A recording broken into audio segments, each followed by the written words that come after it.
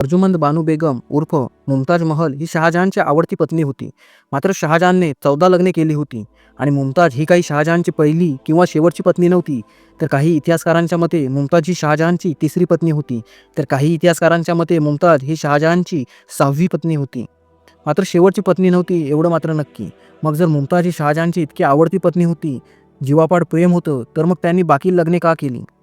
आणि त्या व्यतिरिक्त शहाजहानच्या दरबारात हरमसाठी कित्येक स्त्रिया होत्या, ज्यांचा ठोस आकडा इतिहासालाही सांगता येत नाही.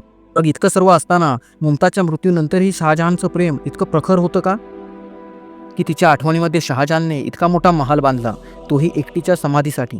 एकटीच्या समाधीसाठी अशासाठी म्हटलं जातं कारण की शहाजहानला 20 ते 21 मुलं असल्याचा इतिहास संशोधकांचा दावा आहे. त्यातील एकट्या मुमताजला 14 मुलं होती. त्यात 7 मुली आणि 7 मुलं होती. मात्र त्यातील कोणाचाही उल्लेख किंवा काहीही चिन्ह त्या ताजमहालवरती किंवा आतमध्ये नाही. दुसरा महत्त्वाचा प्रश्न अजूनही अनुत्तरितच आहे. तो म्हणजे ताजमहलच्या तळमजल्यात 22 खोल्या आहेत. त्या खोल्यांचा मूळ हेतू काय होता? पुरातत्व विभागाच्या अंदाजानुसार फक्त संरचनात्मक आधार, की काही लपविण्यासाठी गुप्त रहस्यमय जागा, की आधीच्या वास्तूचे अवशेष? कारण की या प्रश्नाचे उत्तर तितक्याशा ठोस पद्धतीने अजूनही कोणीही दिलेले नाही.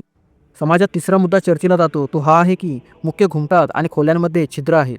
हे फक्त वास्तुशास्त्र आणि सौंदर्यासाठी आहेत, की या चिन्हांचा काही अर्थ आहे?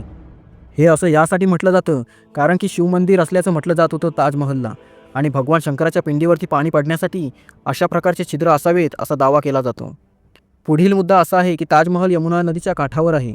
या स्थानाची निवड केवळ दृश्यात्मक भौगोलिक कारणांसाठी केली होती, की काही धार्मिक अर्थही आहे का? कारण आपण पाहतो यमुना नदीला हिंदू धर्मामध्ये जास्त धार्मिक स्थान आहे. त्याच्यामुळेही हा प्रश्न चर्चेला जात असावा. पाचवा प्रश्न असा आहे की ताजमहलच्या बांधकामामध्ये कमळाची नक्षी आणि छत्रीसारखे आच्छादनही आहे. हे मुघल शैलीतील आहे की स्थानिक हिंदू कारागिरांचा हा हस्तक्षेप असावा? तसेच इतिहासकार जे आहेत त्यांच्यामध्येही ताजमहल संदर्भात एक मतभेद आहे. त्याच्यामुळे हा गुंता अजून वाढलेला आहे. काही इतिहासकार म्हणतात आग्र्याची ही वास्तू मुघल मकबरा आहे. तसेच काही इतिहासकार म्हणतात की हे पूर्वीचं हिंदू मंदिर आहे. मग या मतभेदाचे ठोस पुरावे काय आहेत? त्यातही ताजमहलमधील काही भागांच्या बांधकामात समांतरता नाही, तसेच अर्धवट आहेत. जसं की शिल्पकला आणि घुमटाच्या रचनेत नक्षीकामात पूर्णता नाही किंवा समांतरता नाही, अपूर्ण आहेत. छिद्र आणि प्रकाश व्यवस्था फक्त वास्तूसाठी आहेत की सिम्बॉलिक अर्थ आहे? बंद किंवा अर्धवट खोल्यांचा मूळ उद्देश काय होता? बागा आणि पाणी प्रणाली यासाठी असणाऱ्या नळ्या अपूर्ण आहेत. तर काही नळ्यांतून किंवा चित्रातून विशिष्ट जागी पाणी पडतं. हे मोगल बांधकामातील स्थापत्यकलेतील काही परिणाम आहे की याला दुसऱ्या धार्मिक वास्तूची काही जोड आहे? हे प्रश्न अनुत्तरित असल्यामुळे हा गुंता वाढत आहे.